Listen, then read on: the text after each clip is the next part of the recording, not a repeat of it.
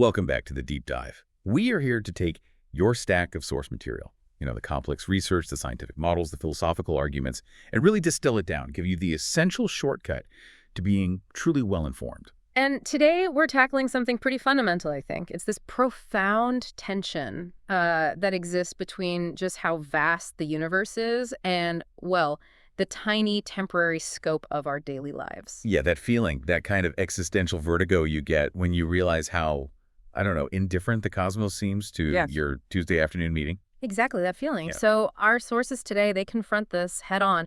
We're looking specifically at materials detailing the cosmic timeline of destruction, essentially. Right. And our mission here is a bit paradoxical, isn't it? We have to first stare into that terrifying, inevitable end. The cold, empty void the universe is heading towards.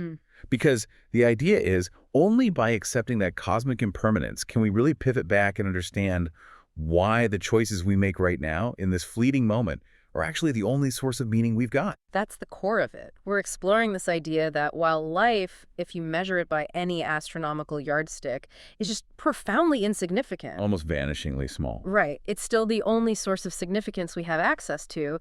And to grasp that pivot, we really have to start where the sources do, which is with the stark realization of just how fragile everything is. And it's not just about a single human life ending, is it? Yeah. The sources really emphasize that everything built on this planet, everything we achieve, it's temporary. Think about it, the sheer impermanence of human achievements. We talk about, say, the Roman Empire as being ancient, Right. but in planetary history, it's like a blink. It's a footnote that's barely dry.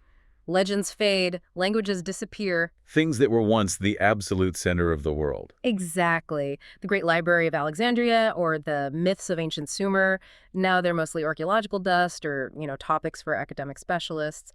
And that fragility, it goes deeper than just culture or memory. You mean right down to the physical structure, our planet itself. Precisely. Even entire planetary systems are transient things.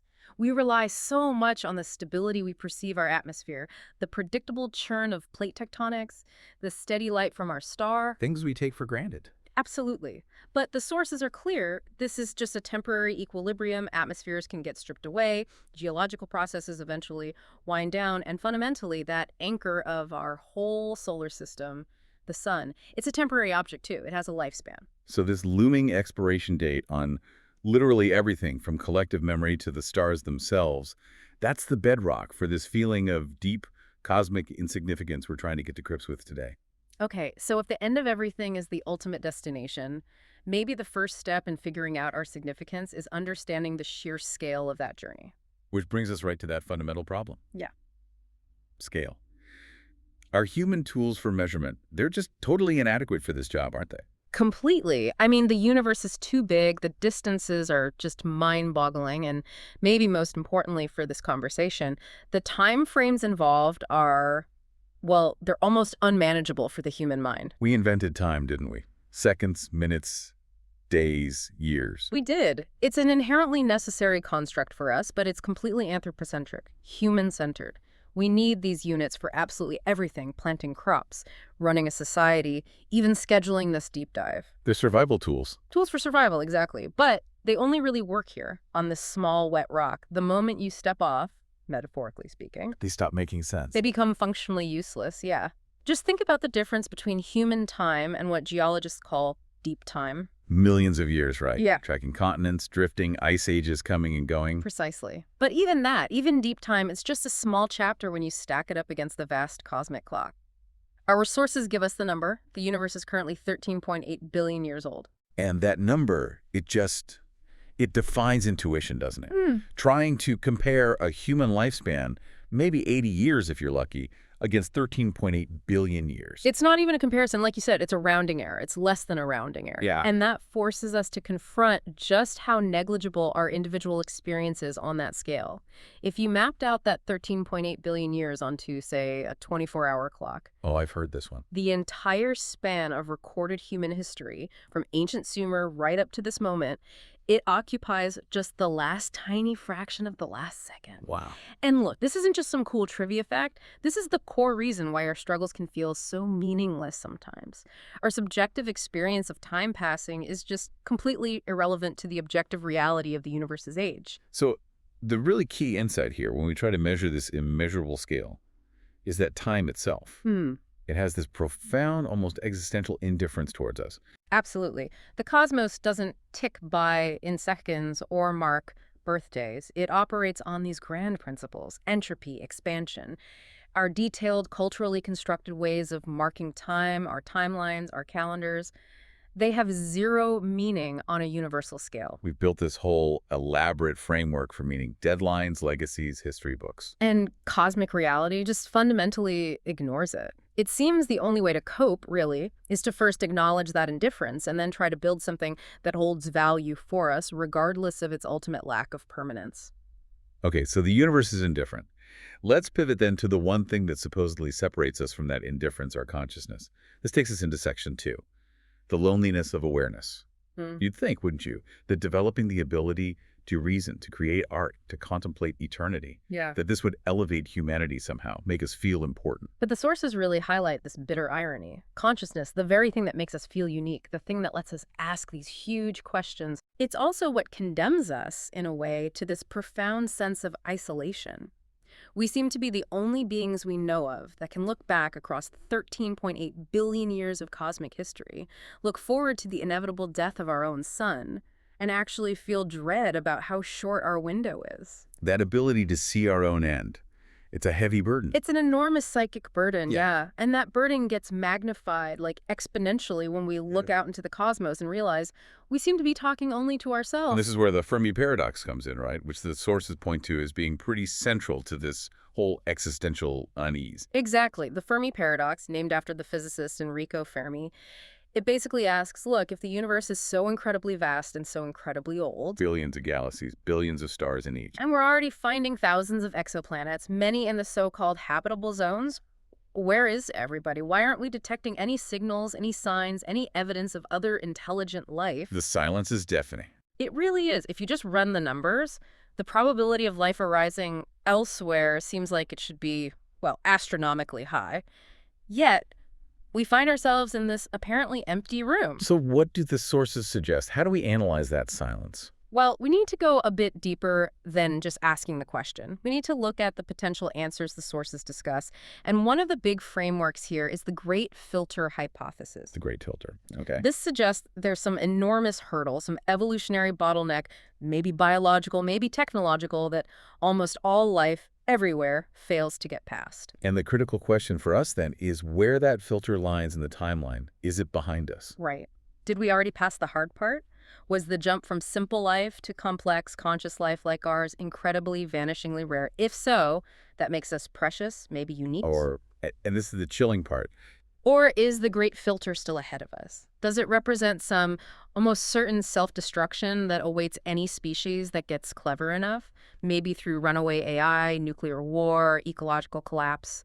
Something that prevents virtually all civilizations from becoming truly interstellar. if the filter's ahead, our awareness now just makes us acutely aware of our likely doom. Precisely. So that silence, that profound lack of other voices out there, it fuels these two conclusions, both of which are pretty destabilizing. Okay, what are they?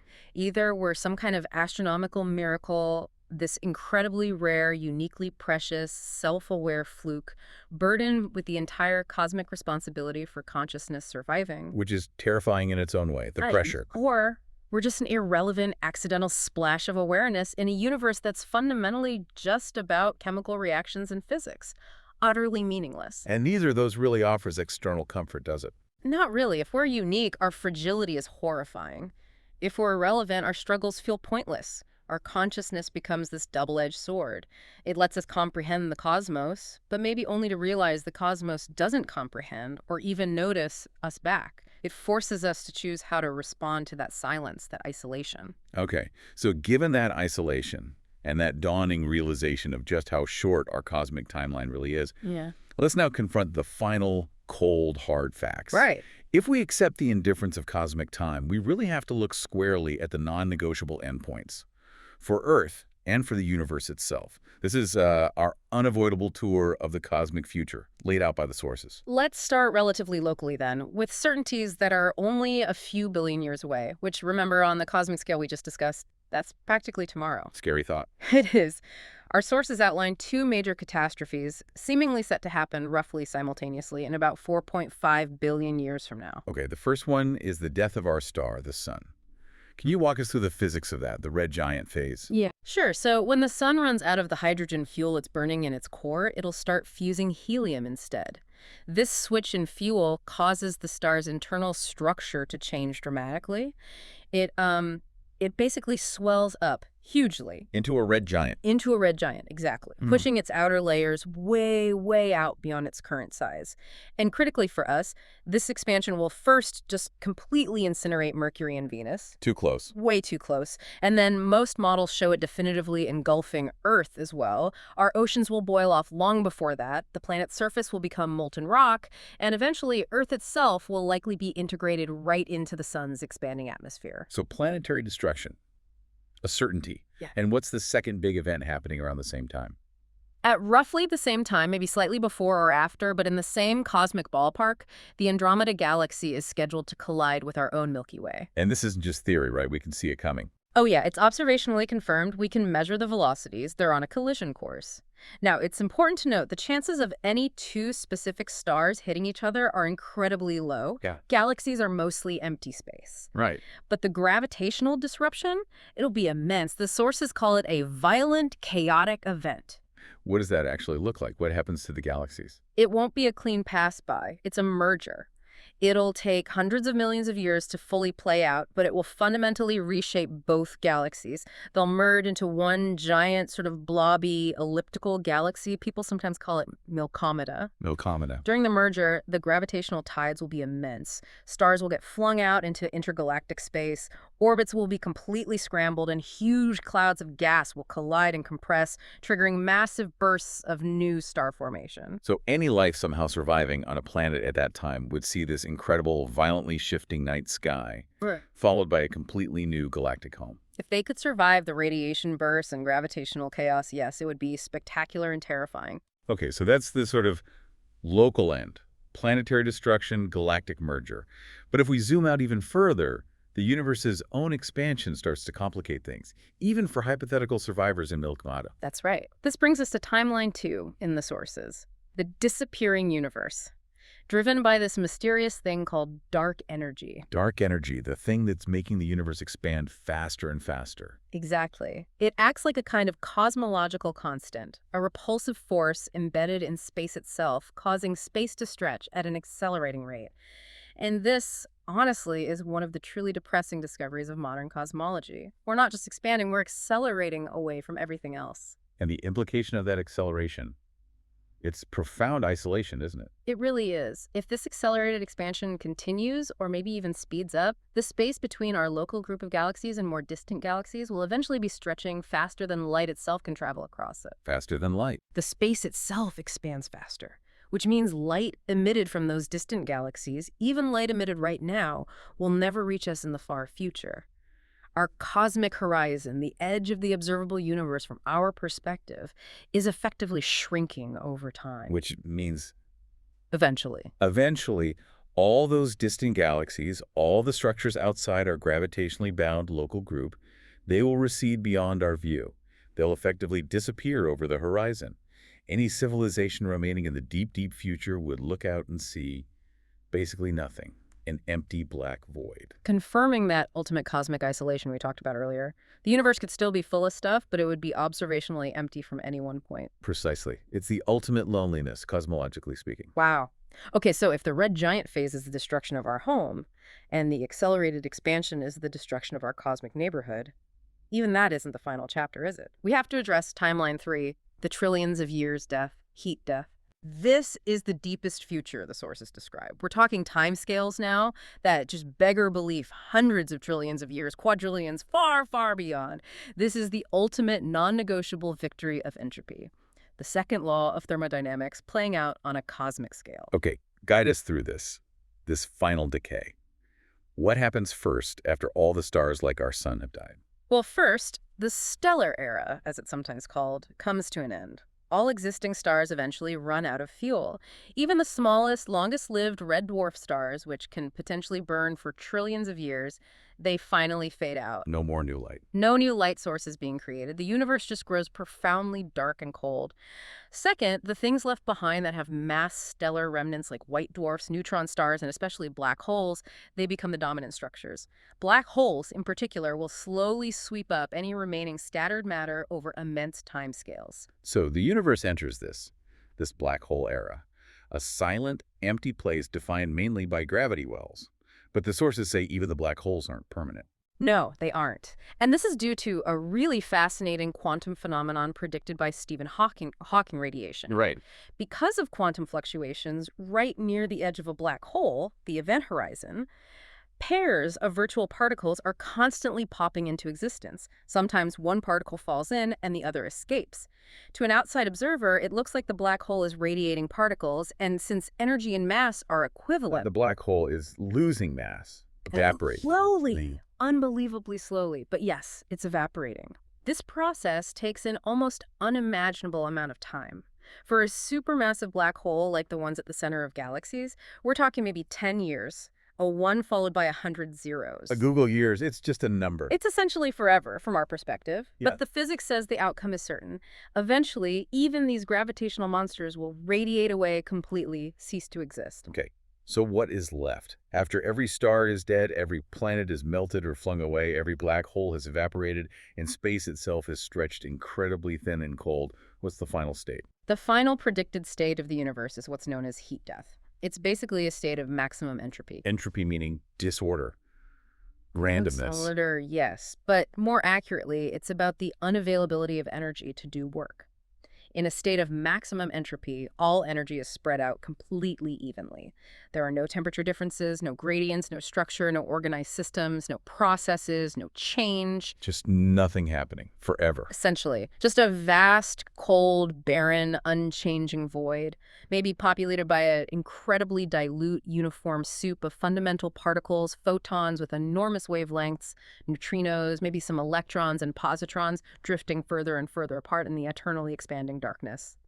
That's the ultimate end described by the laws of physics as we currently understand them. Right, okay. We've done it. We've stared into the abyss. We've accepted the destruction of our civilization, the end of our planet, the disappearance of all other galaxies from view, and the eventual certain decay of the entire physical cosmos into a cold, dark, static void. That's the cosmic side of the equation laid bare. That's the reality of universal indifference and decay. So, now for the crucial pivot, the really radical turn. After establishing that everything we know and value is destined for utter destruction, why on earth should we care about anything we do right now? Yes. This is section 4, the human role creating meaning in the present. Because the sources state this really clearly, don't they? Despite that absolute cosmic impermanence, we matter fiercely, right here, right now, in the present moment. We matter because permanence is an illusion. That's the key insight. If we tie our definition of value, our sense of worth, to achieving something eternal, well, we're doomed from the start, aren't we? We're guaranteed to fail by the laws of physics. Exactly. So our worth, our meaning, it must be derived from something else. It has to come from the choices we make, the actions we take, the things we build and experience before that inevitable decay sets in. In a strange way, the profound lack of inherent cosmic meaning is precisely what makes our own human agency so incredibly vital. So, if the cosmos isn't handing out meaning certificates, we have to become the meaning creators ourselves. That's the existential realization sitting right at the core of the source material, yeah. Purpose isn't delivered from on high. It's not waiting to be discovered under some cosmic rock. It's a direct result of human choice, human struggle, human construction. Like the existentialist philosophers talked about, Sartre, Camus. Very much in that vein. We exist first, and then we define what our existence means through our commitments, through the projects we undertake, the values we choose to live by. Our actions define our essence, not the other way around. And that distinction, that meaning is created, not discovered, it feels incredibly liberating, but also kind of demanding. It is both, and the source material gives these wonderfully diverse examples of how this meaning gets generated in practice. Yeah, I like these. It mentioned things like building companies, exploring space, Yeah. but also just playing games. Right. And at first glance, those seem worlds apart, don't they? A tech startup versus, I don't know, a game of chess or soccer. Totally different scales of impact. But the sources link them through this critical lens. They are all self-imposed systems, systems of rules, goals, and values that we create and then agree to operate within. Okay, explain that connection more. How is building a company like playing chess? Well, think about it. A game like chess only has meaning because the players agree on the rules, how the pieces move, what constitutes checkmate, and they agree for the duration of the game that winning matters. Okay. Similarly, a company only functions because a group of people agree on a shared mission, they agree on a hierarchy, they agree on metrics for success, they agree on the value of the work. Both are acts of imposing an arbitrary yet internally vital structure onto the potential chaos of existence. They're like little temporary universes of meaning that we Oh, build ourselves. And we know the rules are ultimately self-chosen. exactly. And the inclusion of playing games is really important, I think. It sort of democratizes purpose. It suggests that these grand society-shaping endeavors and simple, everyday acts of joyful interaction or focused effort, they can be equally valid ways to create meaning. As long as we're engaged, as long as we're committed to that chosen structure, whatever it is. That seems to be the point. The value isn't in the permanence of the game. The board gets put away. The company might eventually fail or become obsolete. The value is in the intensity and quality of the engagement while it lasts. Our purpose is defined by our decision to invest our finite energy and time into something we have deemed important, whatever its scale or duration. This whole philosophy also forces us to grapple with, well, the sheer unpredictability of life, doesn't it? The sources acknowledge that life is just inherently chaotic sometimes. It's shaped by random events, the lottery of where and when we're born, historical accidents. We don't get to choose the hand we're dealt, do we? Our genetics, the family or country we're born into, the specific historical moment that's the realm of randomness, absurd, as Camus might call it. But our purpose, our meaning, it lies entirely in how we choose to play that hand. The struggle against the randomness, the adaptations we make, the resilience we show, the determination to impose some kind of meaning or order onto that chaos. That process itself is where our existential value is forged. Okay, so let's bring it home. If permanence is impossible and meaning is this internal creation based on chosen actions, Yeah. how does knowing all this, especially knowing about the heat death finale, how does that actually free us? I think it frees us by removing the crushing pressure to achieve some kind of ultimate external transcendent validation. If the universe is genuinely heading for heat death, then the cosmic scorecard is effectively blank. There's no final judgment based on eternal impact. We're relieved of the burden of infinity. Beautifully put, yes. And that relief allows us, maybe even compels us, to focus entirely on the quality, the depth, the engagement, the meaningfulness of the life we are living right now, instead of paralyzing ourselves with anxiety about its inevitable end or its lack of cosmic significance. So the lack of inherent cosmic meaning, paradoxically, gives us the ultimate freedom to define our own meaning. It transforms the fleeting nature of life from being just a tragedy Into an opportunity for intense, present, self-directed creation and experience. So we've come full circle then. We journeyed out to the edge of cosmic time, confronted the vast, cold, indifferent reality of the universe's fate. Only to boomerang right back and discover the burning, immediate importance of human value right here and now. Let's try and summarize that central paradoxical conclusion one more time. It seems we have to hold these two almost contradictory truths in our minds simultaneously. That's right. The first truth, the one we get from physics and cosmology. In the grand, ultimate cosmic scheme of things, nothing matters. Not in a permanent sense. All stars die, all galaxies drift apart, all structure decays into a cold, silent, featureless void. Okay, depressing, but scientifically grounded. And the second truth? The second, equally essential truth, the one that arises from our own conscious experience. Within our brief, finite, temporary window of existence, everything matters. Everything matters with this incredible, almost desperate urgency. Urgency. That feels like the key word. It is. Our worth, our meaning, it doesn't come from whether we leave an eternal mark on the cosmos because we won't. It comes from the significance we actively give to our time now. The fleeting moments, the relationships we build, the struggles we endure. The joy, the sorrow, the effort, the love, the learning, those are the only things that contain real value because they're the only things we actually experience. They are the substance of our conscious lives.